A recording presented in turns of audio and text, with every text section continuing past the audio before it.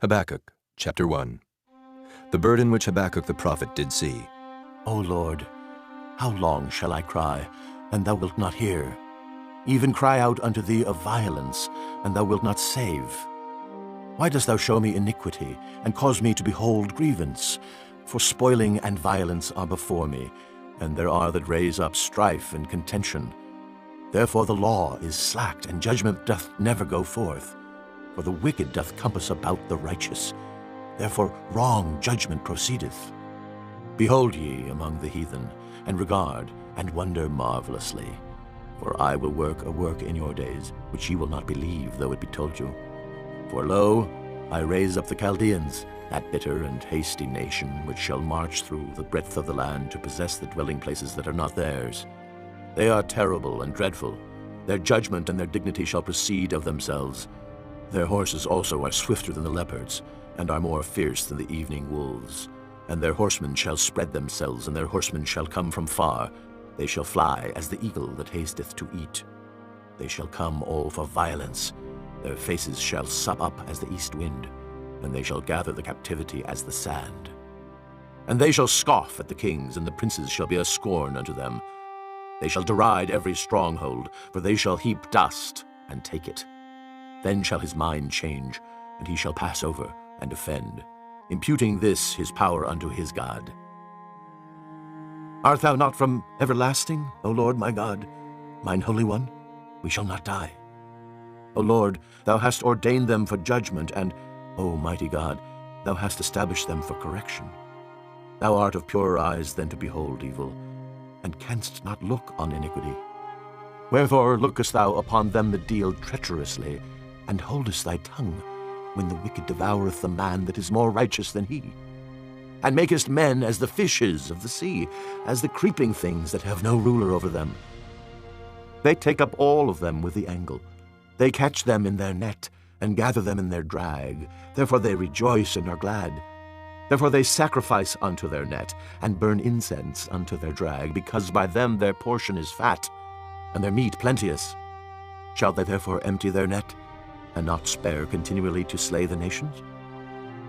Chapter 2. I will stand upon my watch, and set me upon the tower, and will watch to see what he will say unto me, and what I shall answer when I am reproved.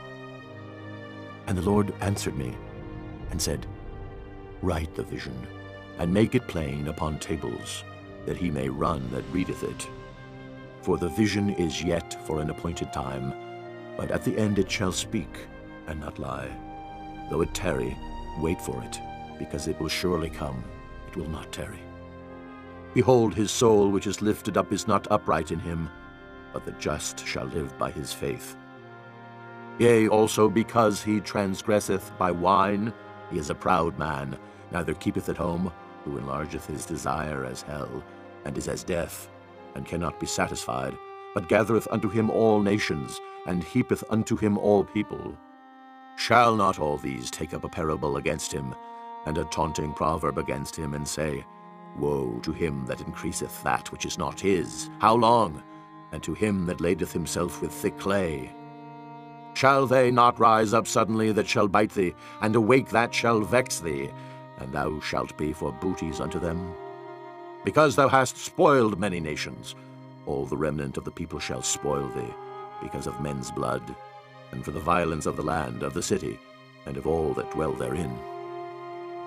Woe to him that coveteth an evil covetousness to his house, that he may set his nest on high, that he may be delivered from the power of evil. Thou hast consulted shame to thy house by cutting off many people, and hast sinned against thy soul. For the stone shall cry out of the wall, and the beam out of the timber shall answer it.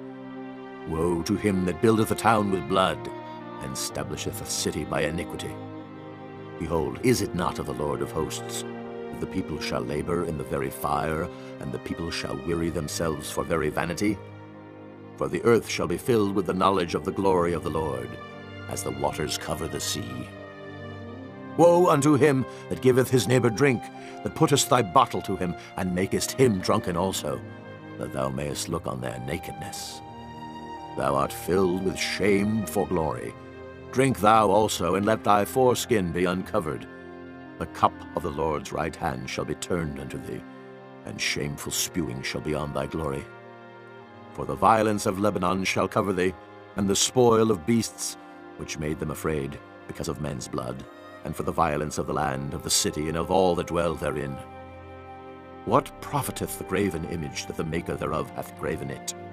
The molten image, and a teacher of lies, that the maker of his work trusteth therein to make dumb idols? Woe unto him that saith to the wood, Awake! To the dumb stone, Arise, it shall teach. Behold, it is laid over with gold and silver, and there is no breath at all in the midst of it. But the Lord is in his holy temple. Let all the earth keep silence before him. Chapter 3. A prayer of Habakkuk, the prophet, upon Shigionoth. O Lord, I have heard thy speech and was afraid.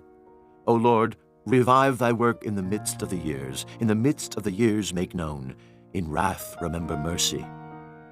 God came from Teman, and the Holy One from Mount Paran, Selah. His glory covered the heavens, and the earth was full of his praise. And his brightness was as the light. He had horns coming out of his hand, and there was the hiding of his power. Before him went the pestilence, and burning coals went forth at his feet. He stood and measured the earth. He beheld and drove asunder the nations, and the everlasting mountains were scattered. The perpetual hills did bow. His ways are everlasting. I saw the tents of Cushan in affliction, and the curtains of the land of Midian did tremble.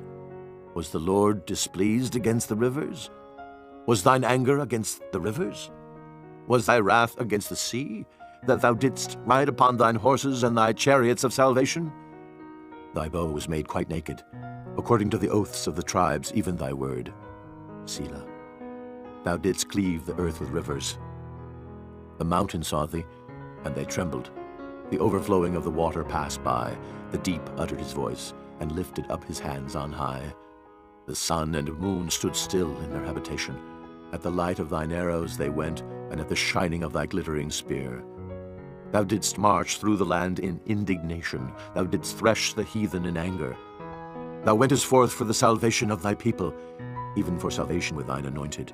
Thou woundedst the head out of the house of the wicked by discovering the foundation unto the neck. Selah. Thou didst strike through with his staves the head of his villages. They came out as a whirlwind to scatter me. Their rejoicing was as to devour the poor secretly. Thou didst walk through the sea with thine horses, through the heap of great waters. And I heard my belly trembled. My lips quivered at the voice. Rottenness entered into my bones, and I trembled in myself that I might rest in the day of trouble. When he cometh up unto the people, he will invade them with his troops. Although the fig tree shall not blossom, neither shall fruit be in the vines, the labor of the olive shall fail, and the field shall yield no meat. The flock shall be cut off from the fold, and there shall be no herd in the stalls. Yet I will rejoice in the Lord. I will joy in the God of my salvation. The Lord God is my strength, and he will make my feet like hinds' feet, and he will make me to walk upon mine high places, to the chief singer on my stringed instruments.